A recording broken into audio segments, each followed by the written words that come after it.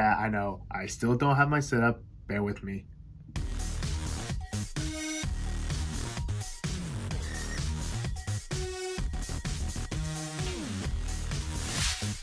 That's good, guys. It is Plastic Disasta recording the Master Grade box in a very weird side. We're going to take a look at the Master Grade Gundam GP01 Fb from one of my favorite UC series, 0083 Stardust Memory. I already looked at the main antagonist, which is the GP02, but that's a high grade and a 1/144 scale.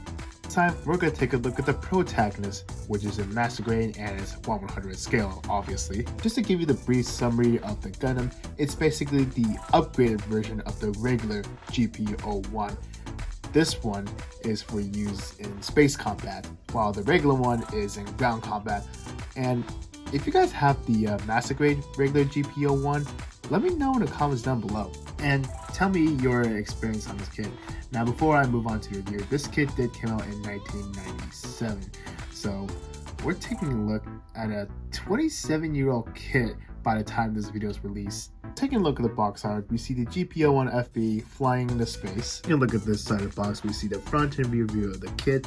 Moving on to the right, we see some close-ups of basically everything on the kit, like the head, cockpit, beam sabers, backpack thrusters, booster pod, shield, ammo pack, and this cool little gimmick where the thrusters come out the chest. Moving on to this side of the box, we got the core fighter and the okay, I think you're trying to say it's core block thruster. Continuing on, shows off the docking action, the landing gear, the feet, and well, basically everything you need to know about this kit, I guess. So after opening the box, we got 7 bags of runners, a manual, and something that the recent Master Grades don't do anymore. Nice little cardboard with the kit all put together and is nicely painted.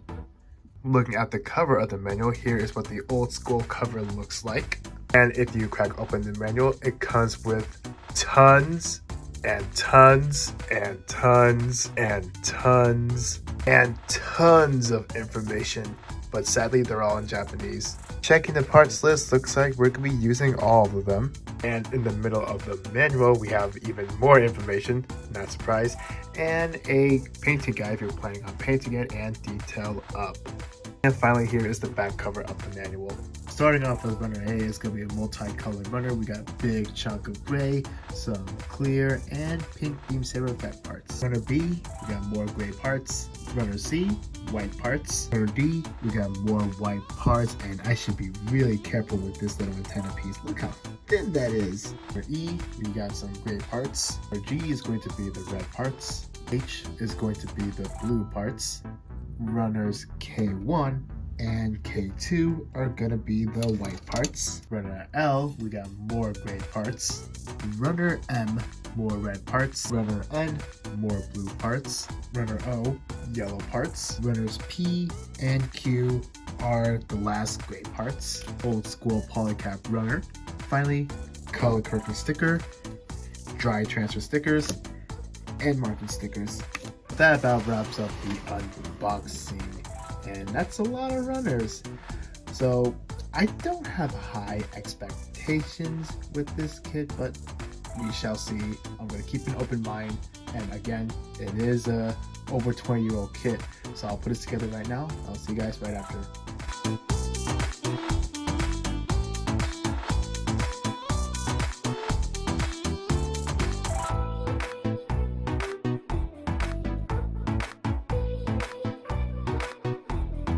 And here you have it. Here is the kit all put together. And well, the building experience, it did give me some headaches. Yeah, it did. I mean, it could have been worse, right? Well, let me tell you this. Let's say it's your first time building a Master Grade, and if you're putting this kit together and this is your first one, you're not gonna like it very much. When you're putting this kit together, it really does show its age. But is it so bad that you want to throw this kit out the window? Let's continue the review. As for seam lines, you got some on the shoulders and some bad ones on the front of the feet and the back as well. I did not take care of these dumbucks. But the one thing I'll give is that it does have some pretty well hidden seam lines, like the one on the biceps, one on the thigh, and this little one right here on the shin. And let's not forget the one on the forearm. On to sticker placement, of course you got the eyes right over here. This yellow one goes on the chest, and these red ones will go right down there on the legs, right here. In case you're wondering where the marquee stickers and the dry decals go, well, the manual says it right here. Now, normally I would just end this segment right here just to put some work on this kit off camera, but I want to save that for the end of the video, so stay tuned if you're really curious. Moving on with accessories, starting off with hand options. What's already kit is going to be a trigger finger, 3-finger split, and a ball joint on the thumb. 2 open palm hands and 2 closed fists. Next up you have its beam rifle. Oh yeah, just a heads up, this piece right here, it comes in clear, so I gave myself a head start and paint this pink. Since we're on that area of the beam rifle, this can move side to side. You also have a secondary handle that can also move side to side as well. You also get this pretty cool feature, which you have removable ammo pack or a clip. It's a little tight, but once you pull it out, here's what it looks like. Next, you have its shield. Pretty cool. You also get 2 extra ammo packs and a handle that can flip out and rotate, and this plugs in on the underside of the arm. You also have this really nice collapse gimmick. You also have parts you can do that one cool gimmick where the thrusters comes out the yellow vents. And after a bit of parts forming, it should look something like this. Here's before and the after.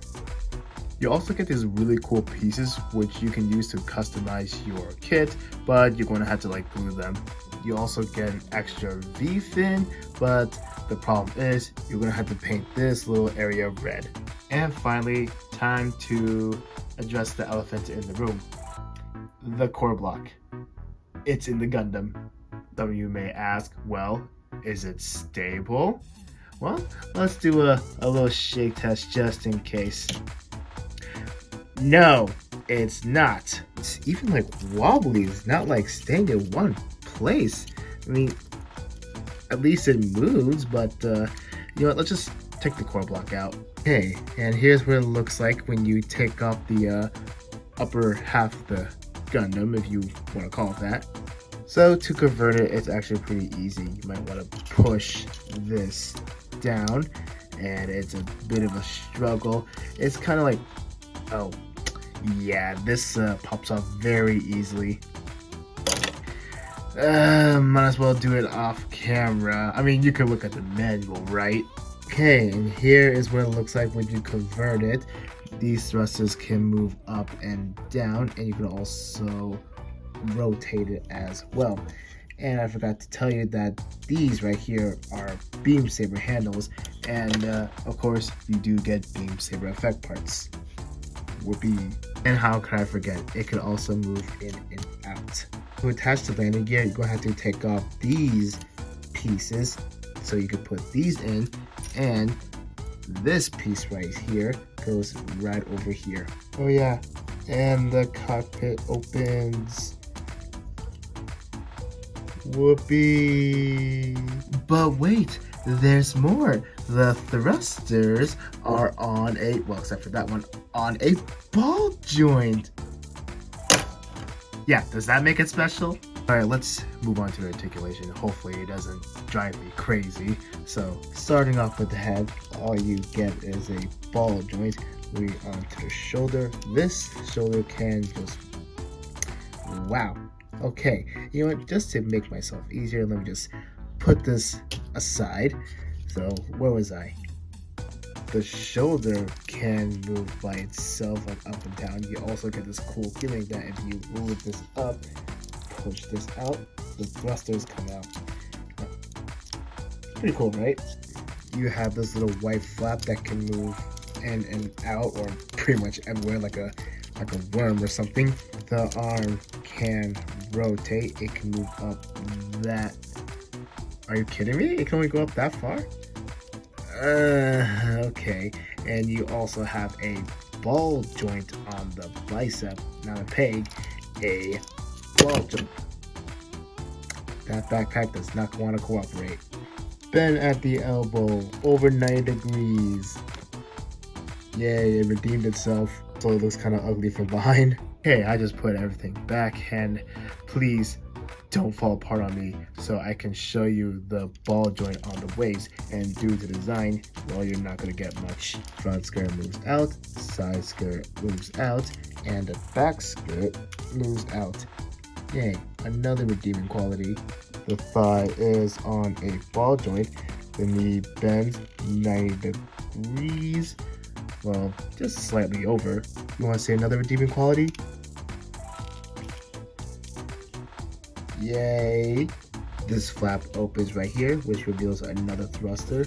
This right here can move out this much. This can move up and down slightly, and the front and back of the foot can move independently. As for the tilt, okay, what the fuck? I forgot, you also get this another gimmick, which the cockpit opens in two ways.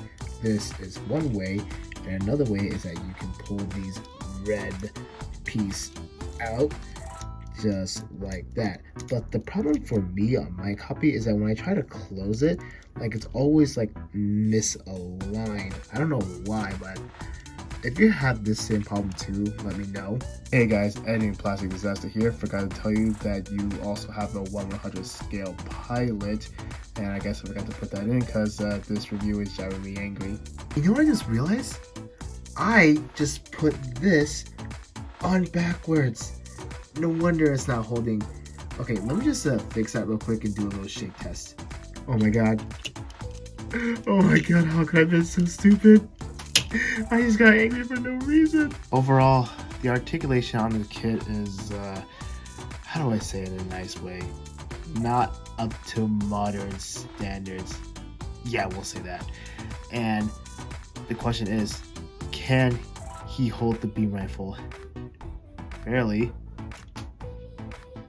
It worked. Moving on to size comparisons. My Master Grade RX-72 is still in a box, so is the rest of the gang. So the best I could do is Lego Nightwing. But the Gundam is only 19.5 meters tall, which means he's taller than the standard Gundam. So that's gonna be it for the size comparisons. Let's move on to my final thoughts. Overall, I don't really recommend this kit. And you know, I can see why people want a 2.0 on this kit. The kit has aged poorly. Out-of-box presentation is not the best. After I fixed the torso issue, at least a little more solid, except for the backpack. If you guys want a Master Grade GP01 Fb, I don't know. I mean, do we have to wait another 5 to 10 years for a 2.0 or something? Enough about the negatives. What about the positives? Well, even though I do like the design of the Gundam, it's just that you're gonna have to put like a lot of effort to make it look good. Once again, if you're a beginner and if you want to get into Master Grades, I stay away from this one. And if you're an experienced builder and if you want to take a crack at this, well, let's just say it's totally up to you. That's gonna be it for the review. I want to say thank you guys so much for watching. And if you guys are new here, if you want to see more content like this, be sure to subscribe. Any questions, concerns, comment down below. I'll see you guys in the next video. And if you guys want to stick around and want to see a cool surprise, let's do it right now.